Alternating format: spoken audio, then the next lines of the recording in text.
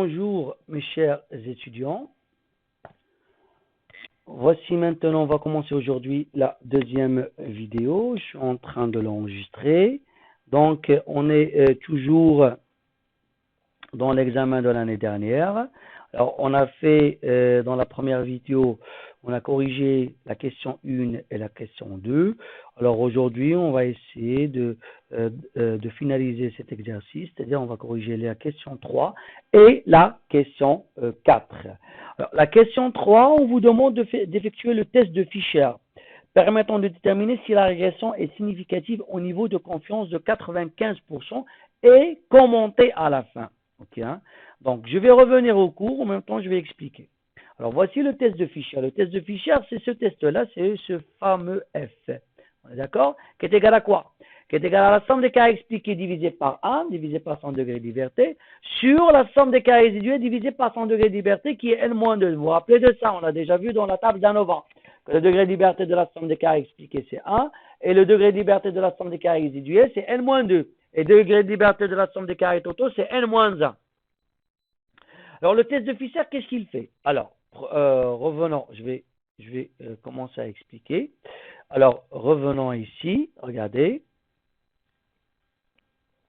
On a Y, on veut écrire Y par rapport à X. Hein. Donc, c'est un bêta 0 plus bêta 1X plus epsilon. D'accord. C'est ça notre objectif. Ça, c'est ce qu'on trouve dans la population mère. Alors, nous, on ne peut pas faire l'étude dans la population mère. On l'a fait dans où? Dans un échantillon. Et on va écrire Y, c'est quoi? C'est bêta 0 chapeau. Plus on détermine les estimateurs. Bêta 1 chapeau X plus epsilon chapeau. Ça, c'est l'équation dans où? Dans l'échantillon. Très bien. Le test de Fisher, le F, qui est égal à la somme des cas expliqués sur 1, le tout sur la somme des cas résiduels sur N-2. C'est un test, alors ce test de Fisher, c'est un test de significativité. C'est un test de significativité. Ça veut dire quoi de significativité? Ça veut dire, est-ce que cette régression-là, la régression, est-elle significative? Alors, quand est-ce que cette régression elle est significative? Tout simplement, si bêta 1 est différent de 0. Ça veut dire quoi bêta 1 est différent de 0? Ça veut dire que X explique Y. C'est ça la significativité. C'est ça ce qu'on veut nous. On veut tester vraiment, est-ce que X vraiment, il explique Y. Est-ce que Y peut être expliqué par X? On est d'accord? Mais lorsqu'on va dire, est-ce que X explique Y, on dit avec un niveau de confiance, ou bien avec un seuil de risque. Alors on va dire par exemple que la régression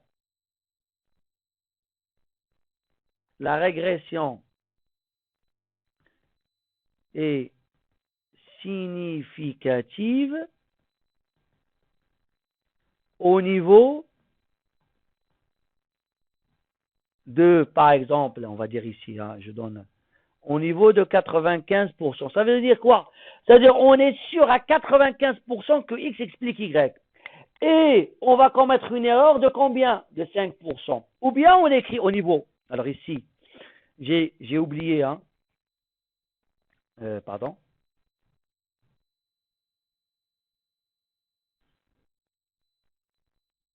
On écrit comme ça, au niveau de confiance de 95%. Ou bien, avec un seuil de risque de 5%. C'est-à-dire, on va commettre une erreur de 5%, ou on va être confiant que X explique Y avec une confiance de 95%. Vous avez compris maintenant? C'est ça le test de Fisher ou le test de significativité. C'est-à-dire, c'est un test pour qu'on puisse savoir l'étude qu'on est en train ou qui est face à nous.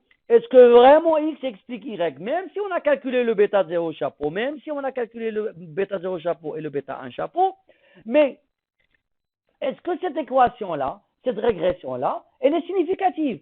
C'est-à-dire, pour chaque information sur X, est-ce que l'information de X peut nous donner, on va dire, une valeur ajustée qui est proche à la réalité de Y? C'est ça le concept.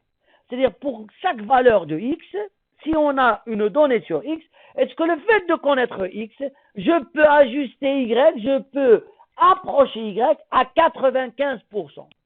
C'est le concept. Donc, nous, on fait un test de significativité. Très bien. Ce test de significativité, comment ça s'écrit, ce test de significativité? Ça s'écrit. Alors, notre test, c'est la somme des carrés expliqués sur 1 sur la somme des carrés résiduels sur N-2. Peut s'écrire de cette façon-là, qui est R au carré sur 1, le tout sur A moins R au carré sur N-2, en utilisant bien sûr ces deux propriétés, que la somme des carrés expliqués, c'est R au carré SCT, ça c'est facile. La somme des carrés expliqués, c'est A moins R au carré SCT, ça c'est facile. Hein. Alors, pour qu'on arrive à comprendre, ça on va le voir pour après. Alors, pour qu'on arrive à comprendre, alors voici la remarque. C'est la remarque que je suis en train de vous expliquer depuis tout à l'heure. C'est que la statistique F est le rapport de la somme des carrés expliqués sur la somme des carrés des résidus, chacune de ces sommes étant divisée par son degré de liberté. Ça, je l'ai déjà dit. Ainsi, si la variance expliquée est significativement supérieure, c'est-à-dire si SCE est significativement supérieure à la variance résiduelle, alors la variable xi est considérée comme étant une variable réellement explicative. OK? Alors là, voici. Si SCE, elle est très grande que SCR, ça veut dire tout simplement que X va expliquer Y. OK? Vous voyez, ça se ressemble à ce que nous avons vu dans la première vidéo avec la table d'ANOVA. Lorsque j'ai parlé du coefficient de détermination, on a dit que quand est-ce qu'on peut dire qu'on a, bien sûr, on va dire qu'on a un bon ajustement linéaire. OK? Hein? C'est-à-dire que l'équation ou bien sûr la relation qui relie x, y, c'est une relation qui est linéaire et elle est bien fondée sur quoi? Il est fondé sur le fait que la somme des carrés expliqués doit être proche de la somme des carrés totaux. Parce que la somme des carrés totaux, c'est quoi? C'est la somme des carrés résiduels plus la somme des carrés expliqués. N'oublions pas ça. Je vais l'écrire. Regardez. N'oublions pas ça, s'il vous plaît. On a la somme des carrés totaux est égale à la somme des carrés résiduels plus la somme des carrés expliqués. Vous êtes d'accord avec moi? Alors, et je vous ai dit que le R au carré, le coefficient de détermination, c'est quoi? C'est la somme des carrés expliqués sur la somme des carrés totaux. Et quand est-ce que R au carré va être proche de 1? Quand est-ce qu'on va dire qu'on a une bonne régression? Si la somme des carrés expliqués est proche de la somme des carrés totaux. Mais bien sûr, le test de Fisher fait la même chose. On a dit quand est-ce on va dire que la régression est significative. Si la somme des carrés expliqués, elle est très grande de la somme des carrés résiduels. Ça veut dire quoi, elle est très grande? Ça veut dire qu'elle est proche de la somme des carrés totaux. On est d'accord? C'est ça le concept. Ça, on va dire l'objectif qu'on veut atteindre. Très bien. Alors, le test, c'est quoi? Le test, c'est ce que vous avez ici. Un test de signification de Fisher. Qu'est-ce que vous avez? Vous avez une hypothèse nulle qui est H0 et on a l'hypothèse alternative qui est le H1. C'est quoi l'hypothèse alternative? C'est le contraire de l'hypothèse H0 qui est l'hypothèse nulle. OK? L'hypothèse nulle, c'est quoi ici? C'est que bêta 1 est égal à 0 contre bêta 1 est différent de 0. Alors, revenons à l'explication. Pardon. Revenons à l'explication ici. Regardez.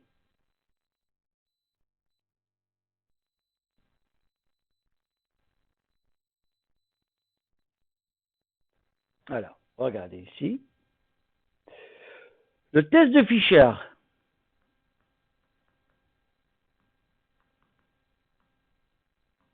Qu'est-ce qu'il nous dit le test de Fisher?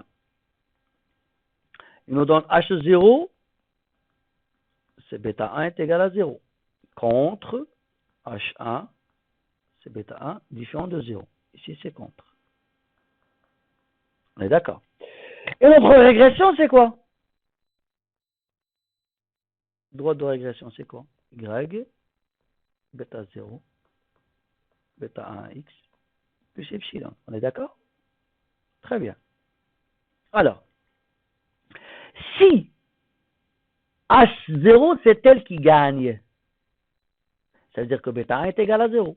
Si bêta 1 est égal à 0, bêta 1 est égal à 0, 0 fois x est 0, on va avoir y est égal à bêta 0 plus epsilon. Ici, H0, c'est elle qui gagne. On est d'accord? Ça veut dire quoi? Ça veut dire que x n'explique pas y. Point final. Il ne l'explique pas. C'est-à-dire, c'est-à-dire la relation qui se trouve entre x et y, ce n'est pas une relation linéaire. Point final. Et x n'explique pas linéairement le y. Maintenant, si H1, c'est elle qui gagne, ça veut dire que le bêta 1, il est comment? Il est différent de 0. C'est-à-dire que je peux écrire y sous la forme de bêta 0 plus bêta 1x plus epsilon. Ok? Ici, c'est le H1 qui gagne. Mais dans le jargon économètre, ben on ne dit pas H1 gagne, H0 gagne, H1 gagne. Non, qu'est-ce qu'on dit? On dit tout simplement, on accepte H0 avec un niveau de confiance. Alors, soit vous écrivez avec un niveau de confiance, ou bien avec un seuil de risque.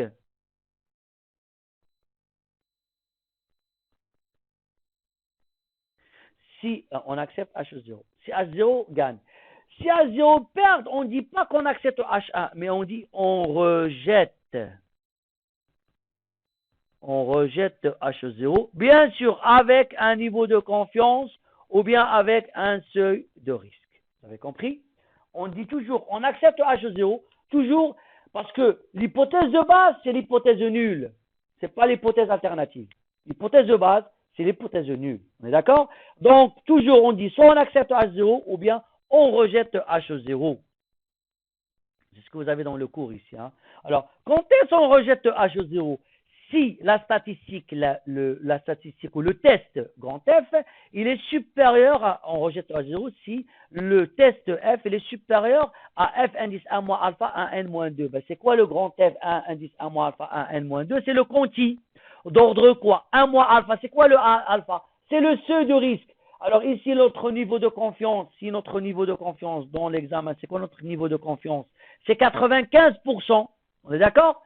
Alors le niveau de confiance est 95%. Le alpha, ça va être combien? Ça va être 5%. 1 moins 5%, c'est 95. On est d'accord? Très bien. Je continue. Et avec, alors j'ai dit Fisher, donc ici, et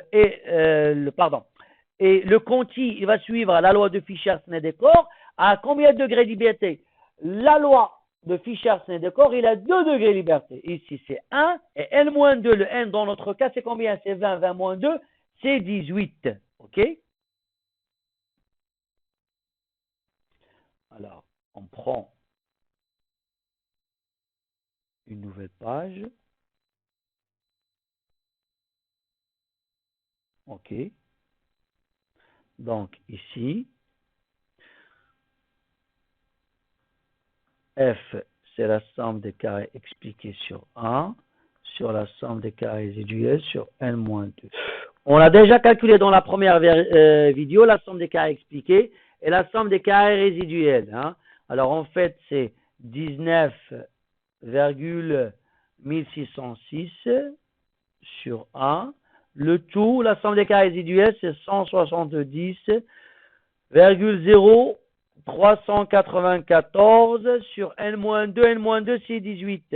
Et bien, on trouve ici, c'est un, on trouve ici, c'est un 2,0283. Et on a déjà calculé le test ou la statistique de Fisher dans la première vidéo. Ok? Je dois faire la comparaison par rapport à quoi? Par rapport au quantile. Alors, le quantile, C'est quoi le quantile? C'est 1 moins alpha de 1 n-2. Le alpha, on a dit c'est combien? C'est 5%. OK? Donc ça va en donner F. Alors 1 moins alpha, c'est-à-dire 1 moins 5%, c'est 95%. C'est 0,95. Alors ici 1. Et n-2, je remplace 20, n par 20, ça va en donner 18. Donc je dois calculer combien ça vaut celle-là. Je dois la calculer où? Je dois la calculer dans la table de la loi de Fischer. Ben, je reviens à l'examen.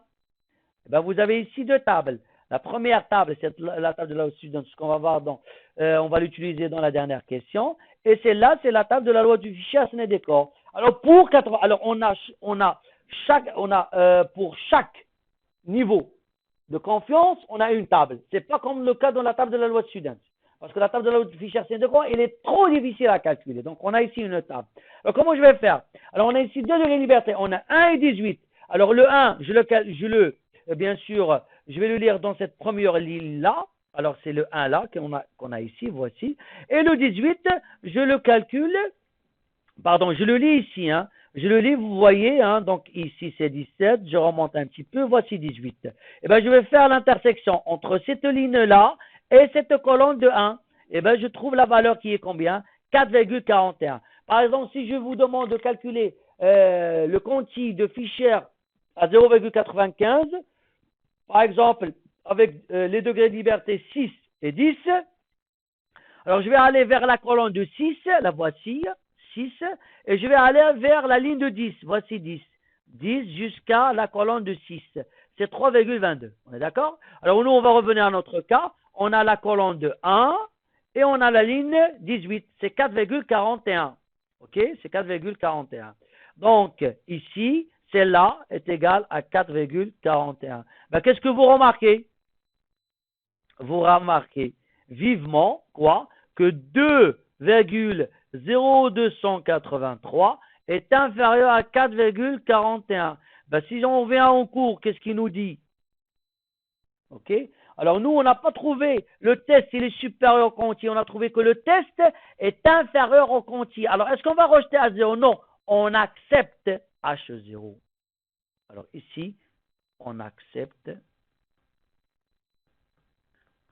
H0 à 95%. C'est le niveau de confiance.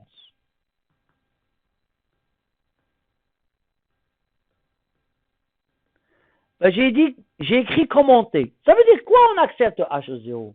Ça veut dire que le bêta 1 est égal à 0 et on est sûr que bêta 1 est égal à 0 à 95%. Ça veut dire quoi? Ça veut dire que X, il ne va pas nous expliquer Y à 95%. Et ça rejoint ce que nous avons trouvé dans la première vidéo. Qu'est-ce que nous avons trouvé dans la première vidéo, si vous vous rappelez très bien? On a trouvé quoi? On a trouvé que R au carré est égal à combien? À 0, alors, est égal à 0,1012. Et je vous ai dit que ça, c'est proche de quoi? C'est proche de 0. Et donc, je vous ai dit, si vous vous rappelez très bien, que la relation qui relie X et Y n'est pas une bonne relation linéaire. Donc, on n'a pas un bon ajustement linéaire. Et donc, vous voyez que les deux résultats, ça se coïncide. On a calculé le coefficient de détermination, on l'a trouvé proche de 0, ça veut dire que la somme des carrés expliquée, elle est très petite par rapport à la somme des carrés résiduels, c'est la somme des carrés résiduels, c'est celle qui est proche de la somme des carrés totaux. Et lorsqu'on a fait le test de Fischer, on a trouvé qu'on accepte le H0 et on l'accepte à 95% de niveau de confiance. Ça veut dire ici que X n'explique pas bien le Y d'une façon linéaire. Parce que nous, on cherche toujours, il ne faut pas oublier ça, on cherche toujours l'équation linéaire. Il ne faut pas l'oublier celle-là. OK? Je peux trouver une relation entre X et Y et qui ne soit pas linéaire. Nous, on cherche le cas linéaire. Alors, lorsque je vais dire que la régression n'est pas significative, je peux écrire aussi que la régression, je peux aussi écrire que la régression n'est pas significative,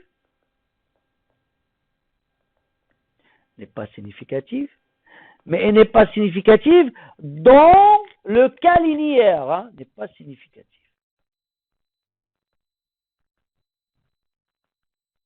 Ou bien X n'explique pas bien Y dans le cas linéaire, ou la relation qui est reliée entre X et Y n'est pas linéaire, c'est-à-dire qu'on n'a pas une bonne relation linéaire entre X et Y. Et donc vous voyez deux résultats qui se coïncident, et on est maintenant, on est content parce qu'on a trouvé la même chose, parce que si on n'a pas trouvé la même chose, ça c'est un grand problème, ça veut dire qu'on a commis une erreur quelque part. Mais lorsqu'on a trouvé la même chose entre le coefficient de détermination et le test de Fisher, c'est, on va dire, un très bon début. OK? Très bien. Maintenant, revenons à la dernière question, de l'exercice. Alors, on veut tester l'hypothèse qu'H0, bêta 0 est égal à 180 contre H1, bêta 0 différent de 180. On seuil du risque, maintenant, le seuil du risque, c'est 10%, c'est-à-dire que le alpha est égal à 10%. On va l'écrire ici.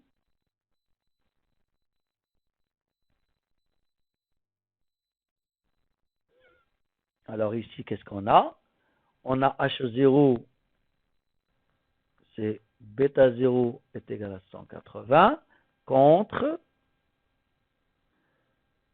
H1, c'est bêta 0 est différent à 180.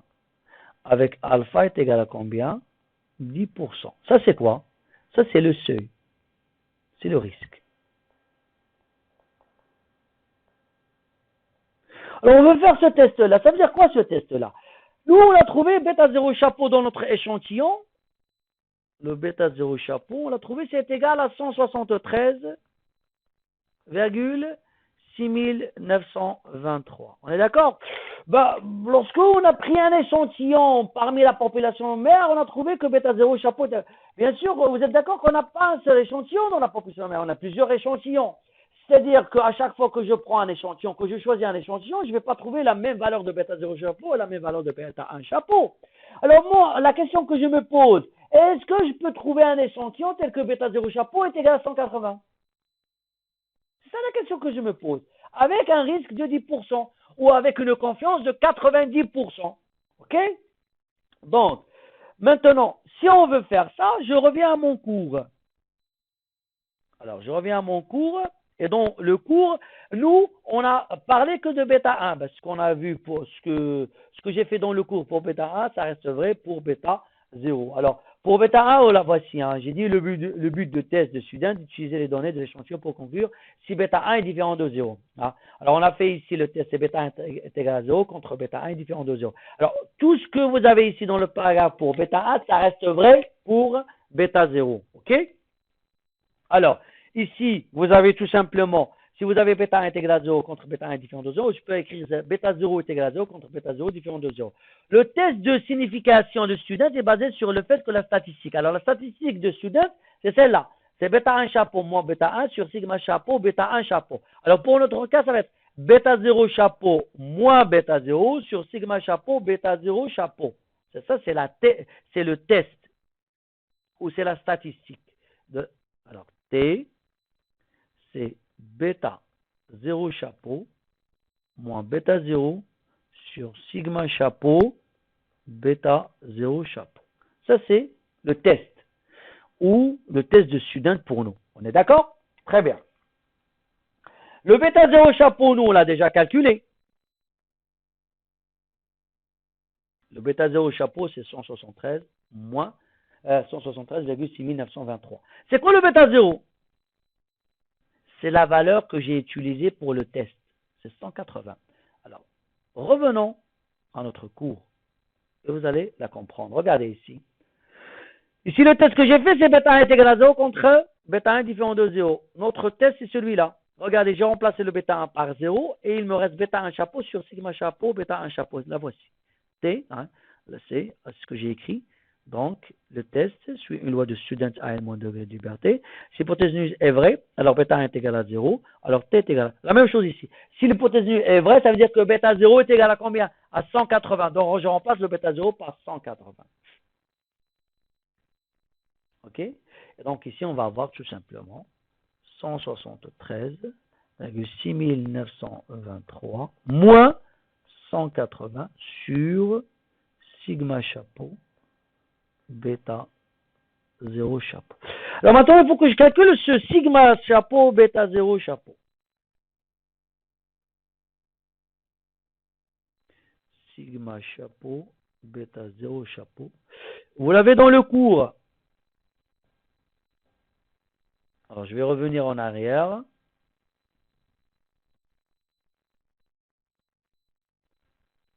La voici. Nous, dans le cours, on a sigma chapeau au carré de bêta 0 chapeau est égal à quoi? À sigma chapeau au carré epsilon fois 1 sur 1 plus x bar au carré sur la somme de xi moins x bar au carré. Alors, je vais utiliser ça. Hein. Alors ici, on a au carré. Est égal à quoi? À sigma chapeau au carré epsilon fois 1 sur n et 1 sur n plus x bar au carré sur la somme de xi moins x bar au carré. D'accord? Je remplace. Alors, c'est quoi sigma chapeau au carré epsilon?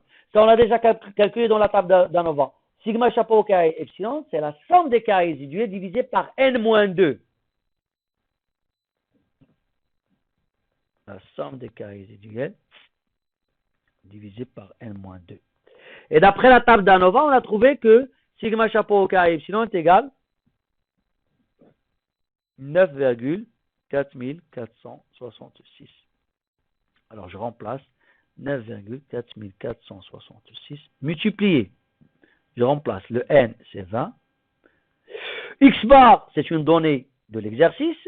C'est combien? C'est 30, combien? C'est 35,6 au carré. Et la somme de xi moins x bar au carré, c'est une donnée de l'exercice. C'est 1991. Ben, on trouve 6,4855. Alors ici, il faut faire attention. C'est parmi les erreurs les plus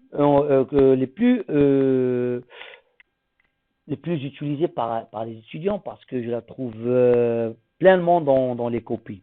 Ici, vous avez calculé sigma chapeau au carré bêta 0 chapeau. Nous, on utilise quoi? On utilise sigma chapeau bêta 0 chapeau. C'est-à-dire que vous devez calculer la racine carrée. N'oubliez pas, s'il vous plaît. Alors ici, vous faites comme ça. Sigma chapeau bêta 0 chapeau. Vous faites, ça c'est quoi? C'est la racine carrée de 6,4855. On est d'accord? Alors, c'est combien? C'est là, on trouve tout simplement un 2,5466. Hein. Ça, c'est le sigma chapeau bêta 0 chapeau. Alors, je prends, je vais venir ici.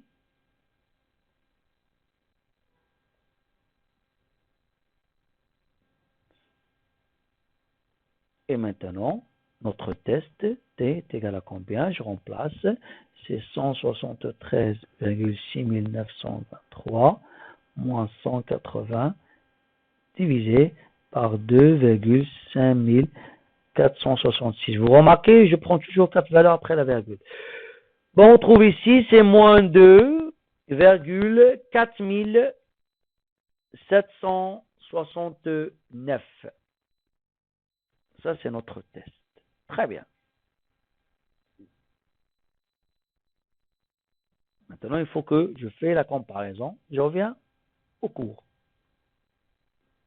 Le voici. Je vais faire la comparaison avec le test de student. La voici. Regardez. C'est ce que vous avez ici. Hein. On calcule la valeur de la variable aléatoire du test.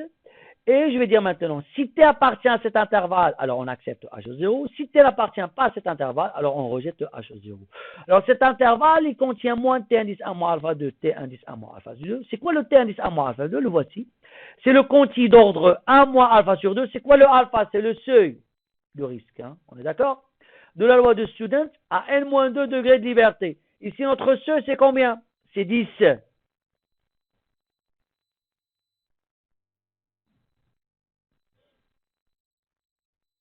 alpha, c'est 10.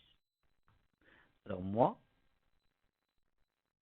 maintenant, qu'est-ce que je vais calculer? Je vais calculer t de 1 moins 10% sur 2. C'est-à-dire t de 1 moins 5%. On est d'accord?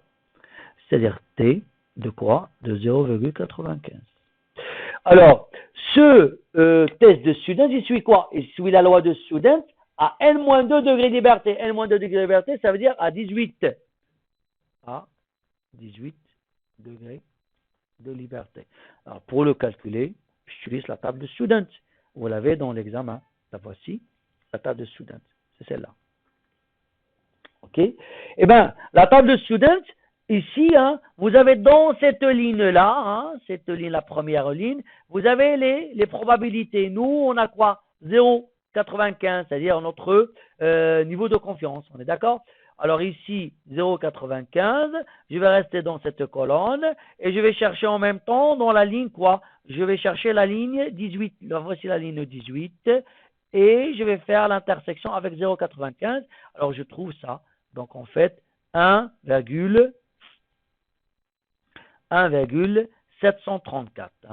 Voici la ligne 18, l'intersection avec la colonne 0,95 et on tombe sur 1,734. 1,734. On trouve ici 1,734. Nous, notre test, le grand T, on l'a calculé. On a trouvé combien? On a trouvé moins 2,4769.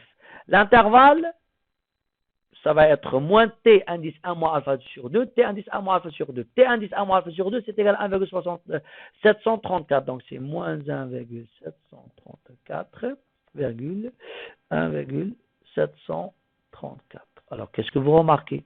Ben, ça n'appartient pas. Ben, s'il n'appartient pas, qu'est-ce qu'on a dit dans le cours? Si ça n'appartient pas, alors qu'est-ce qu'on fait? On rejette H0. Alors ici,